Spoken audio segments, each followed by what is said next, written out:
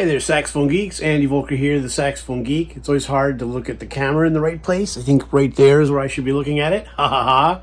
So we're going to look at it. We're going to do a little quick unboxing. We're not going to play it because it's a small size. I don't think it's playable, but we got a box here. The mouthpiece we're going to open up and take a look at. And I'm going to use, I'm going to send that to Adam Nywood, or maybe bring it to Adam along with this one, the late Florida that we picked up. That's a 5-star. We'll take another look at that one. I haven't really played it. Honestly, I'm really just going to have Adam open it up. Maybe we'll throw a read on it and play it, but I don't really play a 5-star, so I don't expect it to work well for my opening preference, right? So let's open this box and see what we got today. All right, just another quick look at this Florida. I got a decent deal on this, considering how expensive these mouthpieces are. Hoping to find that this plays pretty good. One's refaced to my preferred opening, which is about a 7 with a short facing. I like a shorter facing for tenor. But it's got the long shank there. It says USA, and it's got the small, it's hard for you to see, but it's got the small number 5. So that means, you know, it's an actual Florida, it's not an early Babbitt. You can also kind of tell, because the early Babbitts, they look a little different. The way the lines were cut, and I think how much they were polished. They're just a little sharper. All the edges are sharper. You can kind of tell. But the bite plate's real nice on this, you know, so we'll see. I've generally had bad experiences creating blanks. Generally, buying another mouthpiece to have a double made, a backup made for your piece, they generally end up pretty different. I don't even, I've tried with when I was playing the soloists, I found a couple that were real close to what I had, and they end up playing different anyway.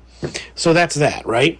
So let's take a look at what we have in the box. All right, this one's pretty interesting because it came from England. It came from Royal Mail it came out of, which is pretty neat and all that. Now, I've been playing, like I said, I've been playing the metal mouthpieces on tenor for a while, but I like to watch the eBay, and I keep an eye on the auctions, and if something interesting comes up, I'll usually put a bid in. I use Auction Sniper, which is a good way to get ahead, and you just put in what you're willing to pay.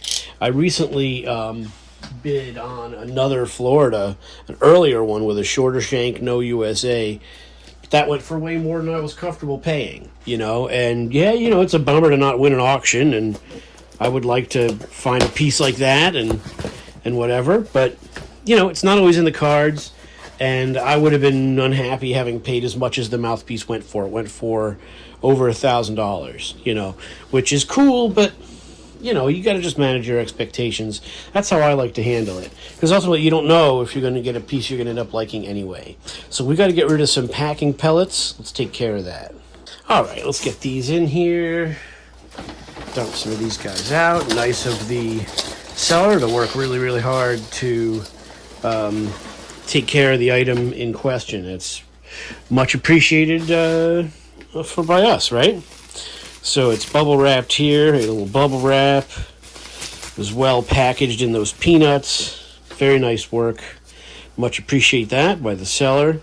And here's what we have. We have a very neat tenor saxophone mouthpiece. This is an Airflow Selmer, and it even says Airflow on the table, and it's got the round small chamber.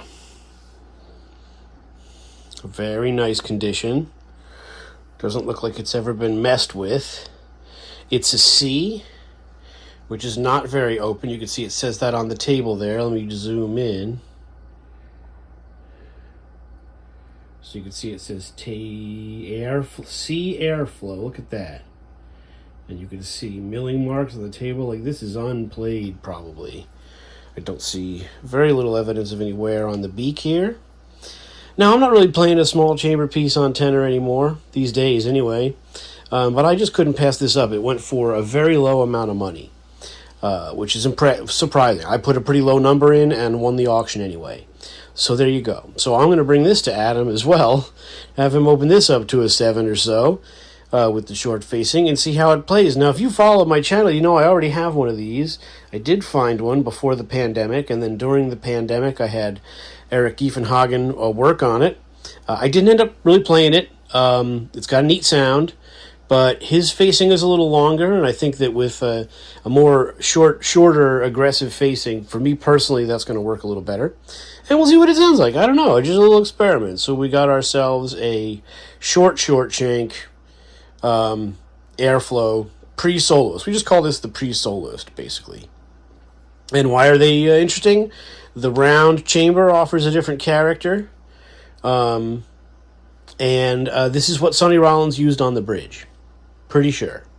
There's some pretty good photographic evidence of him in the studio with a mouthpiece a lot like this. No way to know what his opening was or what kind of reeds he was using. Sonny Rollins and Pharoah Sanders and guys like that were pretty flexible. They would play all kinds of different things. They were just looking for different sounds, to set them apart as a soloist. And that's, I think, why Sonny was playing this. And then after the bridge, he switches to the metal steel Berg Larson, and he played that for the rest of his career from what I remember. But this was a transitional sound for Sonny, and one of my favorites of that era, the bridge. Great recording. So there it is. Little old Selmer pre-soloist in really nice cosmetic condition. These are some of the best hard rubber out there, so if you could find a piece like this, have it worked on. Get your facing put on it and see if you like it. So there you go. Saxophone Geek, Andy Volker out of Boston.